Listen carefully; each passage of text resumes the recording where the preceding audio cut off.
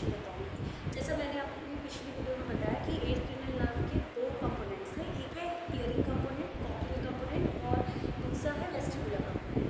तो इस वीडियो में मैं आपको वेस्टिबुलर कंपोनेंट के टेस्ट बताऊँगी। तो वेस्टिबुलर कंपोनेंट में यानी जिसका फंक्शन होता है बैलेंसिंग का, तो बैलेंस करने के लिए जो हम टेस्ट की सब्जेक्ट जो है हमारा पेशेंट जो कंप्लेन लेकर आया है क्या उसका बैलेंसिंग प्रॉपर है या नहीं, तो उसके लिए हम क्या करते हैं, हम सब्जेक्ट को इस तरीके से ऐसे दोनों पैर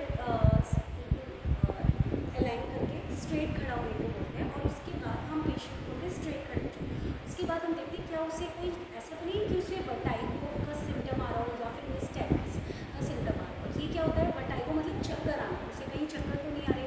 निस्टैग्मस का मतलब होता है to and fro motion of the eyeball, कि उसकी आँखों की पुतली इस तरीके से फिर तो नहीं रही कि जब वो स्ट्रेट खड़ा है। इसकी ये तो हम आईज ओपन में कराएंगे। उसके बाद हम जब देखते हैं कि हाँ कोई दिक्कत नहीं हो रही, उसके बाद हम पेशेंट को आइज़ क्लोज करने के लिए बोलेंगे और उसके बाद बोलेंगे कि स्ट्रेट खड़े हो जाओ। अगर आइज़ क्लोज करने के बाद पेशेंट को कोई चक्कर आ रही है या फिर उसको सिर घूम रहा है या आँखें उसको लग रहा है कि वो गिरने वाला है, तो वो इस तरीके से डिसबैलेंस होगा, ठीक है, वो ऐसे खड़ा नहीं हो पाएगा।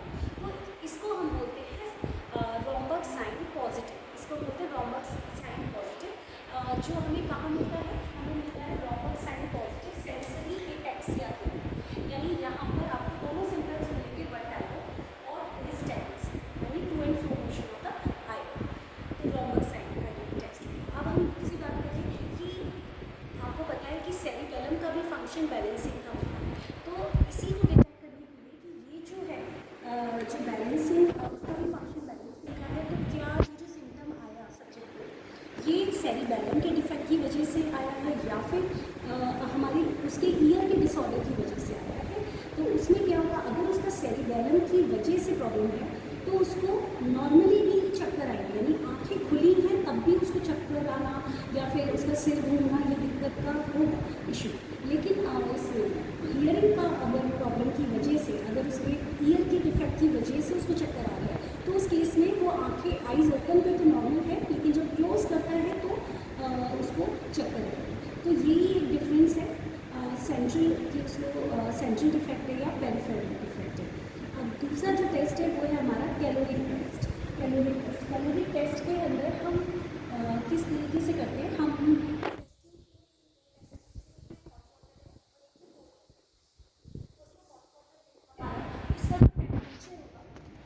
नॉर्मल बॉडी टेम्परेचर है 37 डिग्री सेंटीग्रेड होता है, इसमें अगर हम +7 कर दें तो ये बनेगा 44 डिग्री सेंटीग्रेड। तो यहाँ जो वाटर का टेम्परेचर है वो है 44 डिग्री सेंटीग्रेड। इसी तरीके से जो कोल्ड वाटर है, अगर हम 37 डिग्री सेंटीग्रेड में हम -7 करके हम 30 डिग्री सेंटीग्रेड पे वाटर का टेम्परेचर लेंगे, तो इन दोनों ही टेम्परेचर को 44 डिग्री सेंटीग्रेड को एज अ हॉट वाटर और 30 को एज अ कोल्ड वाटर, हम इससे पेशेंट का ईयर जो है इरिगेट करेंगे, यानी with the help of syringe हम इसके ईयर में सिरिंज से पानी डालेंगे।